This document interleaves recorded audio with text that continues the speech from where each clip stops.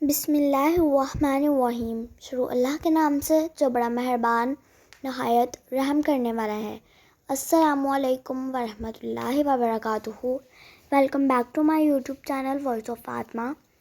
رسول کریم خاتم النبیین صلی اللہ علیہ وآلہ وصحبہ وسلم نے فرمایا، تمہارے اندر اگلی امتوں کا ایک مرض گھس آیا ہے، اور یہ حسد اور بغض کی بیماری ہے۔ یہ مونڈنے والی ہے۔ میں یہ نہیں کہتا کہ سر کا بال مونڈنے والی ہے، بلکہ دین مونڈنے والی ہے۔